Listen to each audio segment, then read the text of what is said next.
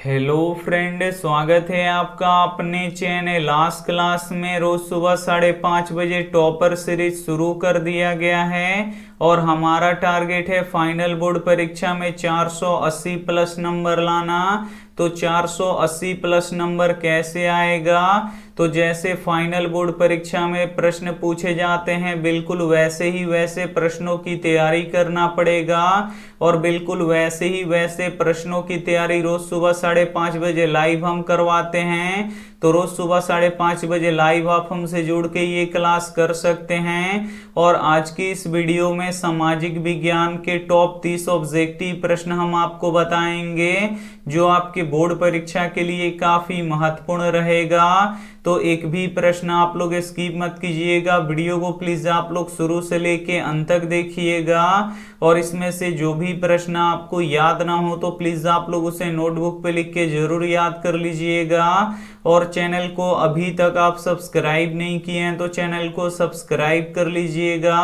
और सब्सक्राइब करने के बाद एक बेल आइकन आता है तो बेल आइकन को दबा के ऑल पे कर लीजिएगा ताकि जब भी लाइव क्लास हो तो आपके पास नोटिफिकेशन पहुंचता रहे।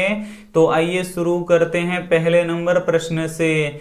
तो पहला नंबर प्रश्न है कि बोल्शेविक क्रांति कब हुआ? ए ऑप्शन है फरवरी 1917 में, बी ऑप्शन है नवंबर 1917 में, सी ऑप्शन है अप्रैल 1917 में, डी ऑप्शन है अप्रैल 1918 में। तो यहाँ पे आपको बताना है कि बोल्शेविक क्रांति कब हुआ। तो नवंबर 1917 में हुआ, इसे आपको याद रखना है। यहाँ पे बी ऑप्शन बिल्कुल ही सही हो जाएगा। ये देखते हैं अगला प्रश्न, 2 नंबर प्रश्न है कि मेजनी का संबंध किस संगठन से था? ए ऑप्शन है लाल सेना से, बी ऑप्शन है कार्बोनारी से, सी ऑप्शन है फिलिक्स से, डी ऑप्शन है डायट से। तो यहाँ पे आपको बताना है कि मेजनी का संबंध किस संगठन से था। तो मेजनी का संबंध कार्बोनारी संगठन से था, इसे आपको याद रखना है।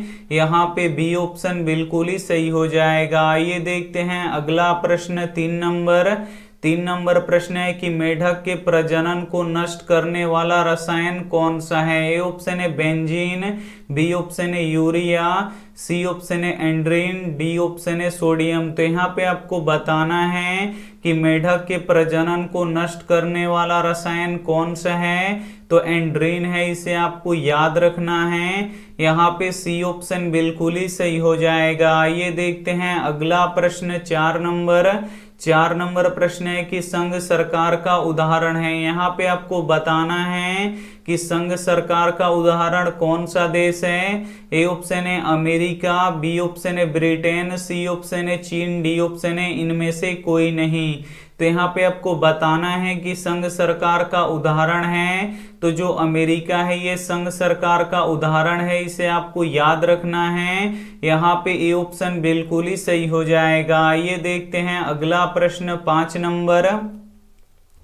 5 नंबर प्रश्न है कि समाजवादियों का बाइबिल किसे कहा जाता है? ए ऑप्शन है वार एंड पीस को, बी ऑप्शन है दास कैपिटल को, सी ऑप्शन है स्पार्क को, डी ऑप्शन है कम्युनिस्ट घोषणा पत्र को। तो यहाँ पे आपको बताना है कि समाजवादियों का बाइबिल किसे कहा जाता है। तो दास कैपिटल को कहा जाता है, इसे आपको याद रखना है। यहाँ पे बी ऑप्शन बिल्कुल ही सही हो जाएगा। सामाजिक विज्ञान के टॉप 30 ऑब्जेक्टिव प्रश्न हम आपको बताएंगे जो आपके बोर्ड परीक्षा के लिए काफी महत्वपूर्ण रहेगा। तो एक भी प्रश्न आप लोग स्किप मत कीजिएगा, वीडियो को प्लीज आप लोग शुरू से लेके अंत तक देखिएगा। और इसमें से जो भी प्रश्न आपको याद ना हो तो प्लीज आप लोग उसे नोटबुक पे लिख के जरूर याद कर लीजिएगा। और वीडियो को अभी तक आप लाइक नहीं किए हैं तो प्लीज आप लोग वीडियो को लाइक कर दीजिएगा। और अभी तक आप हमारे व्हाट्सएप ग्रुप में नहीं जुड़े हैं तो ये हमारा व्हाट्सएप नंबर है, सिर्फ इस पे आपको बोल देना है कि सर हमें ग्रुप में जोड़ दीजिए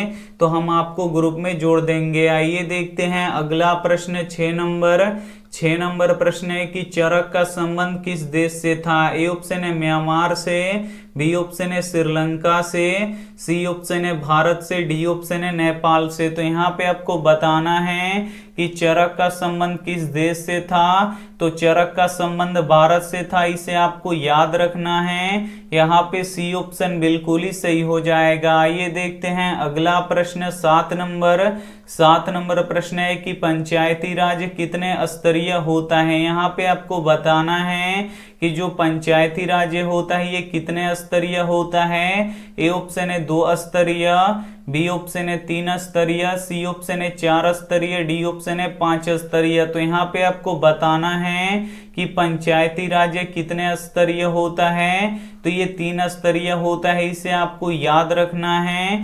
यहाँ पे बी ऑप्शन बिल्कुल ही सही हो जाएगा। ये देखते हैं अगला प्रश्न 8 नंबर प्रश्न है कि भारत में एक संगठित पूंजी बाजार है। ए ऑप्शन है पटना, बी ऑप्शन है कोलकाता, सी ऑप्शन है दिल्ली, डी ऑप्शन है मुंबई। तो यहाँ पे आपको बताना है कि भारत में एक संगठित पूंजी बाजार है, तो मुंबई है, इसे आपको याद रखना है। यहाँ पे डी ऑप्शन बिल्कुल ही सही हो जाएगा। ये देखते हैं अगला प्रश्न 9 नंबर प्रश्न है कि खूनी रविवार कब हुआ था। ए ऑप्शन है 1888 में, बी ऑप्शन है 1889 में, सी ऑप्शन है 1905 में, डी ऑप्शन है 1907 में। तो यहाँ पे आपको बताना है कि खूनी रविवार कब हुआ था, तो 1905 में हुआ था, इसे आपको याद रखना है। काफी महत्वपूर्ण प्रश्न है, यहाँ पे सी ऑप्शन बिल्कुल ही सही हो जाएगा। ये देखते हैं अगला प्रश्न 10 नंबर प्रश्न है कि 1 टन इस्पात बनाने में कितना मैग्नीज का प्रयोग होता है। ए ऑप्शन है 5 केजी, बी ऑप्शन है 7 केजी, सी ऑप्शन है 10 केजी, डी ऑप्शन है 8 केजी। तो यहाँ पे आपको बताना है कि 1 टन इस्पात बनाने में कितना मैग्नीज का प्रयोग होता है, तो 10 केजी मैग्नीज का प्रयोग होता है। यहाँ पे सी ऑप्शन बिल्कुल ही सही हो जाएगा। ये देखते हैं अगला प्रश्न 11 नंबर प्रश्न है कि भारत में आपातकाल की घोषणा कब हुई। ए ऑप्शन है 1970 में, बी ऑप्शन है 1975 में, सी ऑप्शन है 1980 में, डी ऑप्शन है 1985 में। तो यहाँ पे आपको बताना है कि भारत में आपातकाल की घोषणा कब हुई, तो 1975 में हुआ, इसे आपको याद रखना है। यहाँ पे बी ऑप्शन बिल्कुल ही सही हो जाएगा। ये देखते हैं अगला प्रश्न 12 नंबर प्रश्न है कि हिंद चीन क्षेत्र में कौन सा देश नहीं आता था। ए ऑप्शन है हिंदुस्तान, बी ऑप्शन है चीन, सी ऑप्शन है दोनों, डी ऑप्शन है इनमें से कोई नहीं। तो यहाँ पे आपको बताना है कि हिंद चीन क्षेत्र में कौन सा देश नहीं आता था, तो हिंदुस्तान और चीन दोनों नहीं आता था, इसे आपको याद रखना है। तो यहाँ पे सी ऑप्शन बिल्कुल ही सही हो जाएगा।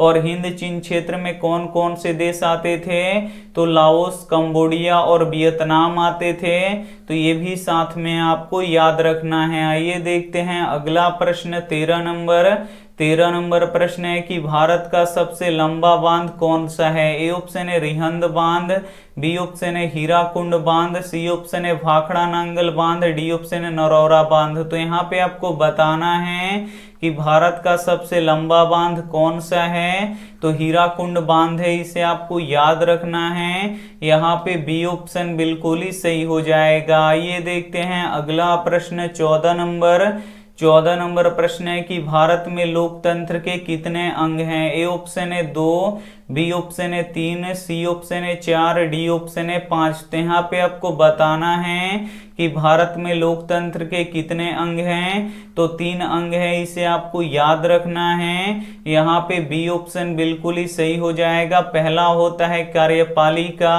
दूसरा होता है न्यायपालिका और तीसरा होता है विधायिका। तो ये भी साथ में आपको याद रखना है। सामाजिक विज्ञान के टॉप 30 ऑब्जेक्टिव प्रश्न हम आपको बताएंगे जो आपके बोर्ड परीक्षा के लिए काफी महत्वपूर्ण रहेगा। तो एक भी प्रश्न आप लोग स्किप मत कीजिएगा, वीडियो को प्लीज आप लोग शुरू से लेके अंत तक देखिएगा। और इसमें से बहुत सारे प्रश्न आपको याद नहीं होंगे, तो प्लीज आप लोग उसे नोटबुक पे लिख के जरूर याद कर लीजिएगा। और वीडियो को अभी तक आप लाइक नहीं किए हैं तो प्लीज आप लोग वीडियो को लाइक भी कर दीजिएगा। ये देखते हैं अगला प्रश्न 15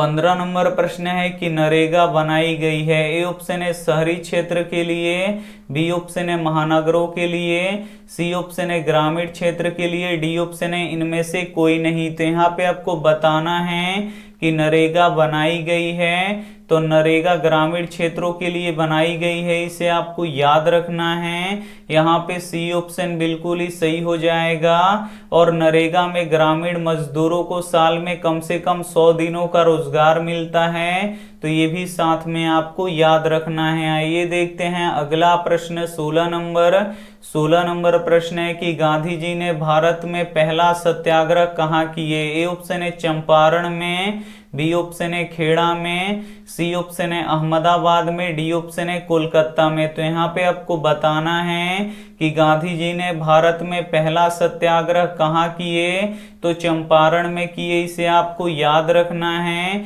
यहाँ पे ए ऑप्शन बिल्कुल ही सही हो जाएगा। ये देखते हैं अगला प्रश्न 17 नंबर प्रश्न है कि अरेबिका किस फसल का उत्तम किस्म है। ए ऑप्शन है चाय का, बी ऑप्शन है गन्ना का, सी ऑप्शन है कहवा का, डी ऑप्शन है तंबाकू का। तो यहाँ पे आपको बताना है कि अरेबिका किस फसल का उत्तम किस्म है, तो कहवा यानी कॉफी का ये उत्तम किस्म है, इसे आपको याद रखना है। यहाँ पे सी ऑप्शन बिल्कुल ही सही हो जाएगा।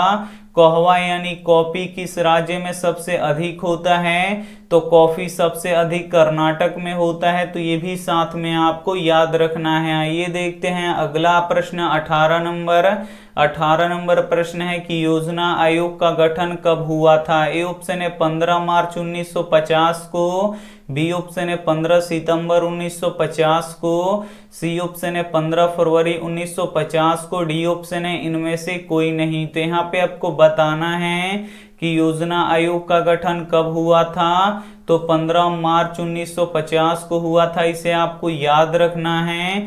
यहाँ पे ए ऑप्शन बिल्कुल ही सही हो जाएगा। और योजना आयोग का अब नाम बदलकर नीति आयोग कर दिया गया है 2015 में, तो ये भी साथ में आपको याद रखना है। आइए देखते हैं अगला प्रश्न 19 नंबर प्रश्न है कि भारत सरकार ने निजीकरण की नीति कब अपनाई। ए ऑप्शन है 1990 में, बी ऑप्शन है 1991 में, सी ऑप्शन है 1992 में, डी ऑप्शन है 1993 में। तो यहाँ पे आपको बताना है कि भारत सरकार ने निजीकरण की नीति कब अपनाई, तो 1991 में अपनाई, इसे आपको याद रखना है। काफी महत्वपूर्ण प्रश्न है, यहाँ पे बी ऑप्शन बिल्कुल ही सही हो जाएगा। ये देखते हैं अगला प्रश्न 20 नंबर प्रश्न है कि पूंजीपति वर्ग ने किस वर्ग का शोषण किया। ए ऑप्शन है श्रमिक वर्ग का, बी ऑप्शन है मध्यम वर्ग का, सी ऑप्शन है कृषक वर्ग का, डी ऑप्शन है सभी वर्ग का। तो यहाँ पे आपको बताना है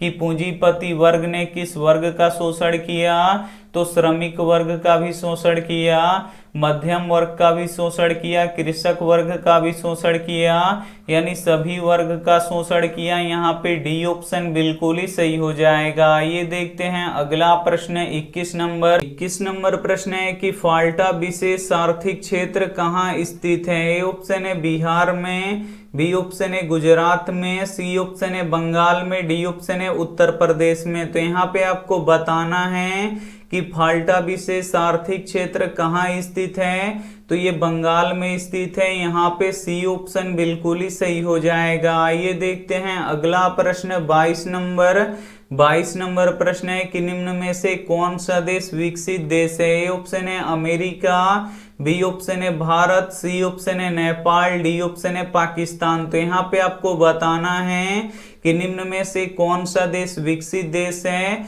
तो जो अमेरिका है ये विकसित देश है। यहाँ पे ए ऑप्शन बिल्कुल ही सही हो जाएगा।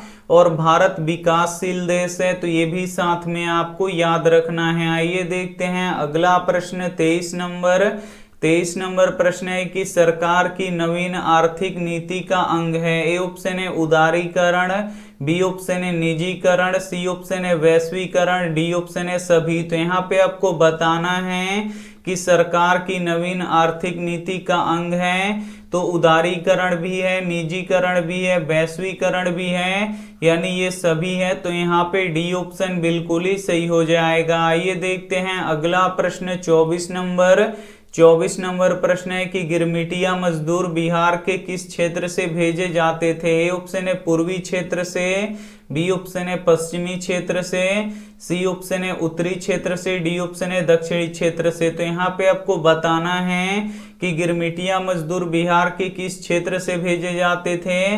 तो ये पश्चिमी क्षेत्र से भेजे जाते थे, इसे आपको याद रखना है। यहाँ पे बी ऑप्शन बिल्कुल ही सही हो जाएगा। आइए देखते हैं अगला प्रश्न 25 नंबर प्रश्न है कि निम्न में से कौन छोटे पैमाने का उद्योग है? ए ऑप्शन है चीनी उद्योग, बी ऑप्शन है कागज उद्योग, सी ऑप्शन है खिलौना उद्योग, डी ऑप्शन है कपड़ा उद्योग। तो यहाँ पे आपको बताना है कि निम्न में से कौन छोटे पैमाने का उद्योग है।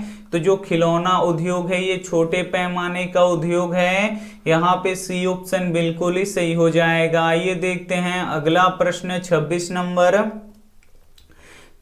नंबर प्रश्न है कि फूट डालो और राज करो की नीति किसने अपनाई थी? ए ऑप्शन है अंग्रेजों ने, बी ऑप्शन है राजाओं ने, सी ऑप्शन है नेताओं ने, डी ऑप्शन है इनमें से कोई नहीं। तो यहाँ पे आपको बताना है कि फूट डालो और राज करो की नीति किसने अपनाई थी? तो अंग्रेजों ने अपनाई थी, इसे आपको याद रखना है। यहाँ पे ए ऑप्शन बिल्कुल ही सही हो जाएगा। आइए देखते हैं अगला प्रश्न 27 नंबर प्रश्न है कि किस पत्रिका ने वर्नाक्यूलर प्रेस एक्ट से बचने के लिए अपनी भाषा रातों रात बदल दी? ए ऑप्शन है हरिजन पत्रिका, बी ऑप्शन है बंगाल गजट, सी ऑप्शन है अमृत बाजार पत्रिका, डी ऑप्शन है भारत मित्र। तो यहाँ पे आपको बताना है कि किस पत्रिका ने वर्नाक्यूलर प्रेस एक्ट से बचने के लिए अपनी भाषा रातों रात बदल दी। तो अमृत बाजार पत्रिका ने बदल दिया, इसे आपको याद रखना है। यहाँ पे सी ऑप्शन बिल्कुल ही सही हो जाएगा। ये देखते हैं अगला प्रश्न 28 नंबर प्रश्न है कि परिवहन के साधनों में सबसे सस्ता साधन कौन सा है? ए ऑप्शन है सड़क, बी ऑप्शन है जल, सी ऑप्शन है रेल, डी ऑप्शन है जहाज। तो यहाँ पे आपको बताना है कि परिवहन के साधनों में सबसे सस्ता साधन कौन सा है?